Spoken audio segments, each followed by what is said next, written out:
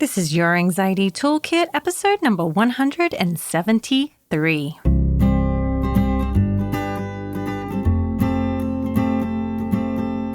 Welcome to Your Anxiety Toolkit. I'm your host, Kimberly Quinlan. This podcast is fueled by three main goals. The first goal is to provide you with some extra tools to help you manage your anxiety. Second goal, to inspire you. Anxiety doesn't get to decide how you live your life.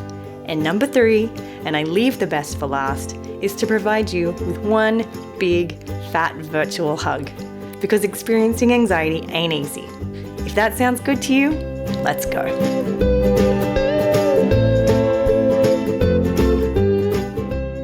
Okay, guys, I am so grateful to have you with me today.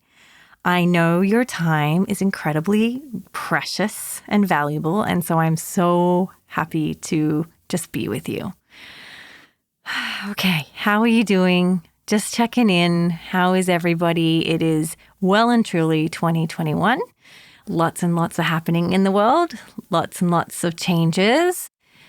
Yeah, I'm just wrapping my head around them all. I have to say, number one, I am loving, in this new year, I made a deal with myself to spend a little bit more time on social media, which is so funny because I think most people were saying, no, I think I'd like to spend less time. And I'm actually saying, no, I'd like to spend more time on social media. I hang out a lot on Instagram and on the Facebook group called CBT School Campus, or in my Facebook page. And I promised myself I'd spend more time there because I'm realizing after last year that I felt really disconnected to you guys, and I really wanted to get back into feeling connected, and I have loved it. So if you're on Instagram, go over and follow me at Kimberly Quinlan. That's Kimberley Quinlan. Or you can go over to the Facebook group. It's CBT School Campus. My Facebook is Kimberly Quinlan with CBT School after it. That being said, just want to let you know that today I wanted to chat with you about something I have not talked about, but I thought would be a really great topic. A lot of people in the new year have been reaching out looking for clinical services, help for OCD, help for anxiety, help for an eating disorder, or help for a BFRB, and we love helping people. I have a great staff of 7 licensed therapists who all treat the same disorders that I do. And it's just been so wonderful to see all the new clients and people coming in really ready to get help. And it really came across my mind in that a lot of what are the questions new patients and clients have is, what should I expect in the first session? What does the first session look like? What would you tell me in the first session? And I thought this would be a great topic to talk to you guys about. And so I want to share with you the 5 things I tell every single client or patient in their first session. So you ready? Let's do it. Okay.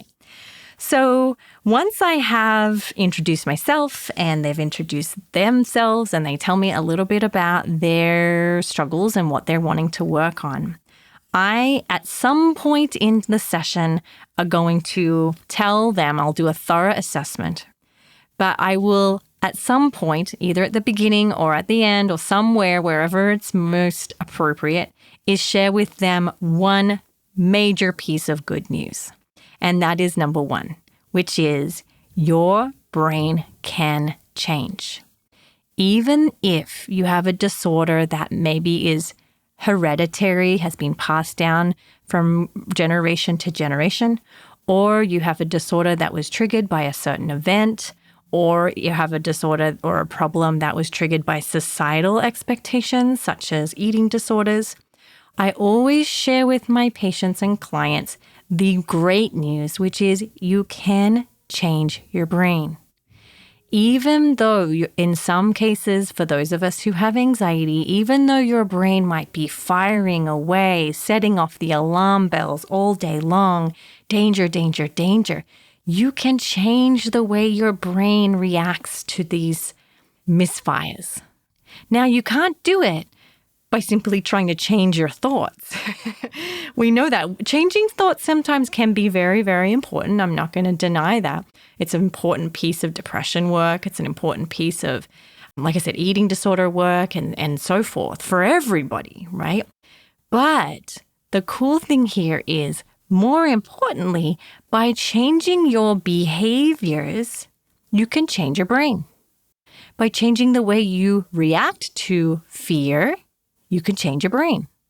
You can connect parts of your brains that weren't connecting, right? You can strengthen parts of your brain that is weak or not, they're not connecting and the connection isn't so strong.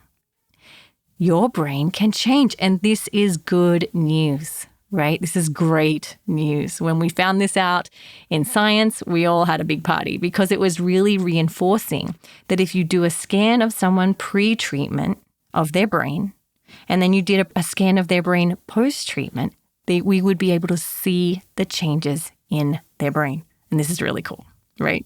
All right, number 2. The next thing I'm going to at some point tell you is that if you have OCD, a phobia, generalized anxiety, panic disorder, social anxiety, health anxiety, hair pulling, skin picking, and eating disorder, any of the mental health issues, that there is a science-proven way to treat your disorder. This is good news.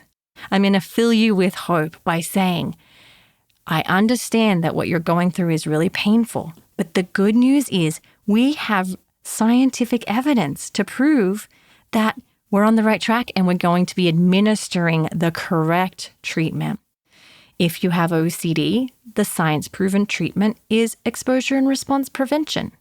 If you have hair pulling or skin picking or nail biting, the science-proven treatment is habit reversal training.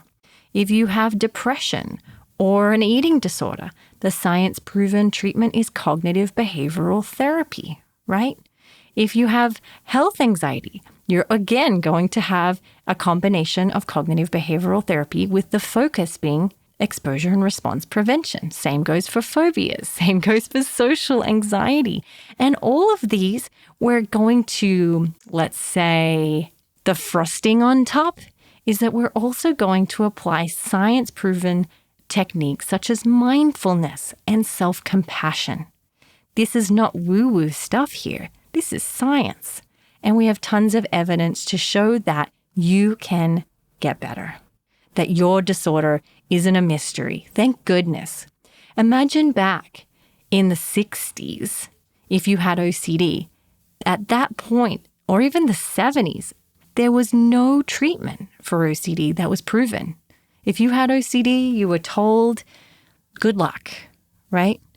A lot of disorders had this. If you had hypochondria, if you had agoraphobia, a lot of times back in those years, people said, I'm really sorry, you have to just accept that your child is going to be this way, but no longer. Now what we get to say, which is point 2, which is we have tons of evidence to show that we're on the right track, we're using the right treatment, and you can be hopeful. Really cool, right? The third thing I'm going to say, and I'm going to say it probably more than once, is this. The struggles you're having were not your fault. You didn't ask for this. You didn't want this. This is not your fault. The high levels of anxiety that you experience, that's not your fault. The depression that you're experiencing, not your fault. The fact that you get stuck doing behaviors that you don't want to be doing, but you feel like you have to do, that's not your fault either. This was not your fault. And we're going to work on this treatment journey. We're going to work at not assigning blame to anybody, mostly you. We're going to work at being compassionate instead of self-critical. This was not your fault. You didn't ask for this. Most of the time, people with OCD or anxiety, panic disorder, health anxiety, eating disorders, they say, I would never wish this on my worst enemy. Again, if you wouldn't wish it on your worst enemy, you wouldn't wish it upon yourself. It was not your fault. Okay. Number 4. And this is, you guys have heard me say this one before, but I had to include it. Okay. If you're starting journey of recovery, you're in treatment, you're ready to get the work done, here is one thing you should remember. You should not enjoy coming to see me. You should not want to see my face. I should make you happy. I should make you feel comfortable. I want you to trust me. I want you to enjoy my company. I want you to respect me. But you should not enjoy our sessions together. And I know you guys are probably thinking, what is she saying here, right? But hear me out. The work that I do and the fact that you're listening to me, and hopefully you've listened to me for a while, shows me that you have had struggles with anxiety, right? This is your anxiety toolkit. So we're talking about anxiety. And the natural result or response to fear is to run away, is to fight it, is to freeze. Naturally, you are biologically set up to go into fight, flight, or freeze when you have fear. And the treatment that I use, the gold standard science-proven treatment, is the opposite of that. Treatment with me and with anyone who's trained in these disorders is going to mean that you are going to have to stare your fear in the face. You're going to have to, in session, be doing scary, hard things. And so therefore, you shouldn't want to see me. If you want to see me and the sessions are only enjoyable, I'm missing the point and I'm not being the best therapist I could be to you. And I really gauge myself. I tell them that to hold me accountable. I don't want to be giving treatment to people where they're not being forced to grow. Not forced, I shouldn't say forced, because I never make my clients do anything. But what I'm saying is the session should be focused on this major concept, which is the more you lean into fear, the less power fear has. And so therefore, I say to my clients, please, if at any point in treatment you are looking forward to sessions, let me know, because it means I need to up the ante. Right? Like, I don't want to be diddle-daddling. I want to be effective. I want to be immediate. I want you to get results. I want you to not need me. That's another thing, right? I'm going to add a bonus here. Okay, so I'm adding on a 4.A, which is I want to treat you. I want to give you treatment. I want to give you tools so that you don't need me anymore. I want to put myself out of business. I want to train you so well to do this that you know what I would say and how I would say it and what you need to do. For those of you who have OCD or a BFRB, you can go and download the courses, ERP School and BFRB School, which is me training you on what I would teach you. Now, the cool thing about the courses is I'm teaching you what I would teach you in session. My goal is to teach you how to do it so that you can do it for the rest of your life, not just for a little while. I'm beginning to feel like I'm giving you guys a big fat lecture, and I hope that's not the case. I'm getting all empowered here. You can tell I'm super passionate about the first session, and I am. These are key points to treatment. These are key points to providing good care. These are key points to your recovery. So they're really important to me. Sorry. If you feel like you're getting a lecture, I'm very sorry about that. It's not a lecture. It is a passionate, pulling all the punches here. Sorry, you guys. All right. So that was a bonus point there for you. And then we come finally to the fifth thing that I would tell you. I would tell any person in their first session, which is be ready to do hard work. The patients and clients I have hear me say something often, which is nothing changes if nothing changes. Be prepared to do a ton of homework. The cool thing about cognitive behavioral therapy is there is usually a heavy component of homework. I give homework to all my patients and clients every session. I'll say at the end, what's your homework? I'll put it in your notes. I'll hold you accountable. We'll check in next week. Be ready to have an assignment, right? And then be ready to execute that assignment every single day, right? I recently just finished the book on self-compassion for OCD. Yay! I know, I'm really excited. The thing that was right at the very front of the book, and I'm giving you a spoiler alert here, which is be prepared to do this work for around 45 to 90 minutes a day. That is important. Be prepared to do the work. Be prepared to practice, because nothing changes if nothing changes. I know it sucks. I know that's hard truths, but I'm only telling you because I really want you to get your life back. And I know a lot of you don't have a therapist. So I'm telling you this because I want that to propel you into, a journey where you feel really empowered and you understand what is needed so that you can get it done. Knowledge is power here.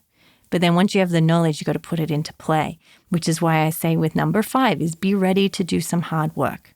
Now, you guys know what I'm going to conclude here on, and this is something I should say. There is 6 points here, really. So there's actually 2 extra bonuses, which is the 6th point is, it is a beautiful day to do hard things. I say it every day. I say it every podcast. I say it every Instagram post. Yeah. And I'm just going to leave this podcast episode with that.